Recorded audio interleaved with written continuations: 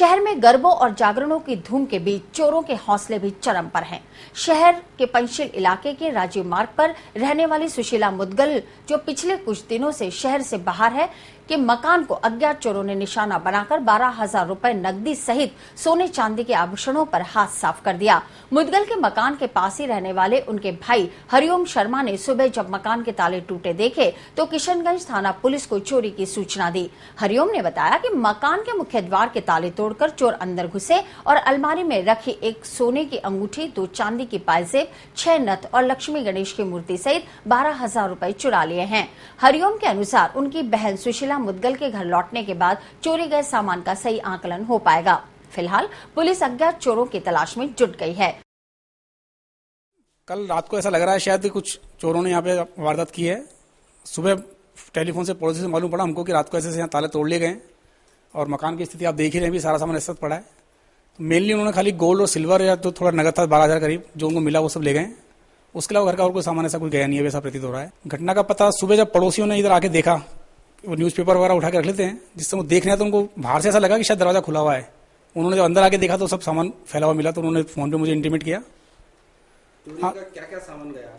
चोरी में मेनली तो एक सोने की अंगूठी है, चांदी के 2 पाजेब हैं और मेन मंदिर में लक्ष्मी गणेश जी की मूर्ति रहती है वो थी।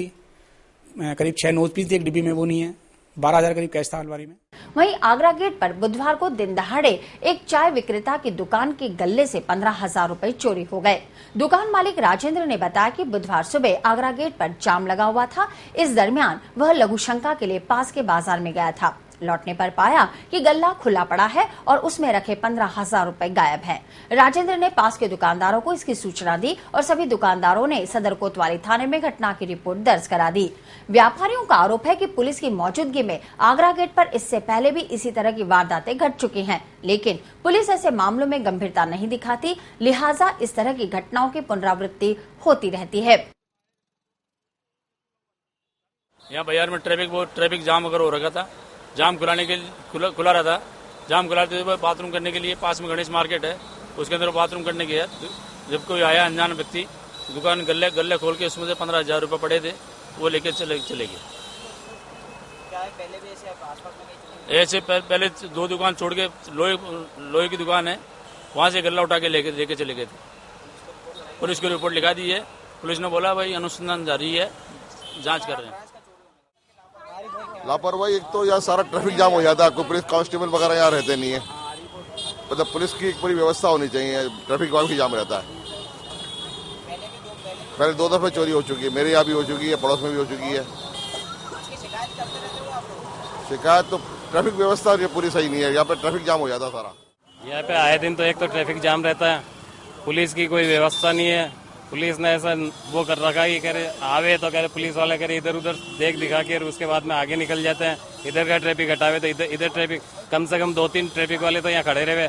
आए दिन ट्रैफिक जाम रहता है यहाँ पे। यहाँ पे जो चौकी है वो आगरा गेट चौकी, वो भी कह रहे आज नहीं करता। अभी 3-4 महीने हो गए उसको भी बंद हुए हुए। उसके ऊपर भी कोई स्टाफ नहीं है, कोई पता ही नहीं पड़ता है। उनकी दुकान से गले में से कोई जहाँ मतलब 15,000 रुपए की चोरी करके गया है। 2 मिनट के लिए सिर्फ पेशाब करने गए हैं, उसके पीछे से कोई न कोई मतलब पैसे निकाल के रवाना हो गया। और हमने 7 तारीख को गंज के अंदर पुलिस प्रशासन के खिलाफ मीटिंग भी रखी थी कि शहर के अंदर चोरियां हो रही हैं, उनको रोका जाए। उस स्थिति में हम कुछ दिनों के बाद आंदोलन का रुख अपनाएंगे और प्रशासन के सामने धरना देंगे।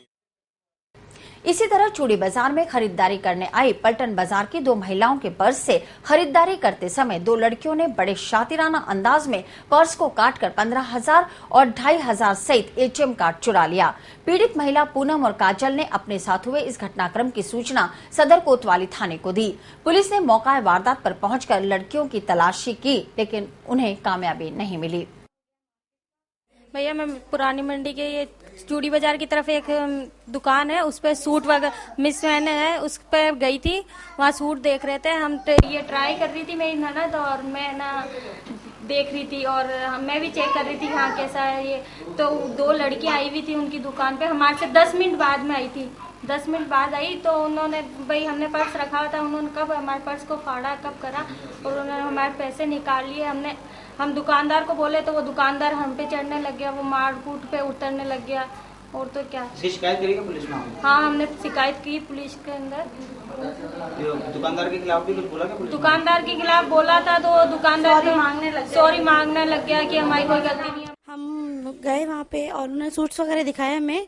मैं ट्रायल रूम में थी, भाभी बैठी हुई थी मेरी साथ में, और पर्स भी हमारे पड़े हुए थे टेबल पे। ये भी देख रही थी खड़े होकर के। मैंने इनसे पूछा वे सूट वगैरह कैसे, बताने लगे। उतने में 10 मिनट बाद में 2 लड़कियां आई। एक 17-18 साल की थी, एक 17-18 साल की लड़की थी, एक छोटी बच्ची थी 8-9 या 10 साल के बीच में होगी वो दोनों आई। वो बैठी हुई थी, हम और थोड़ी सी लोअर ऐसी ही लग रही थी, वो ऐसे कोई अच्छी फैमिली से भी नहीं लग रही थी, ऐसी ही लग रही थी, बाल भी ऐसे हो रहे थे। तो ना तो वो लड़कियां आई, मैं ट्रायल रूम में थी, इतना ध्यान नहीं दिया, भाभी के पास में आके बैठ गई। ना तो शॉप वाले ने उनसे पूछा कि आपको क्या चाहिए, कुछ भी है। वो हमें लगा कि उसकी कोई काम वाली भाई होगी, तो हमने इतना ध्यान नहीं दिया। अब हमने तो बस जब सूट लेने के लिए पैसे पेमेंट करने के लिए देखा तो दोनों के पर्स में पैसे नहीं थे। वो पैसे लेके भाग चुकी थी दोनों लड़कियां। हाँ, बहुत से मतलब मार्केट में त्योहार वगैरह आ रहे हैं, रश बहुत है, तो इस तरह की वारदात बहुत हो रही है। इसलिए अब हमें तो अब सबक मिल गया। हम और लोगों को यही कहेंगे कि आप प्लीज सेफ रहें।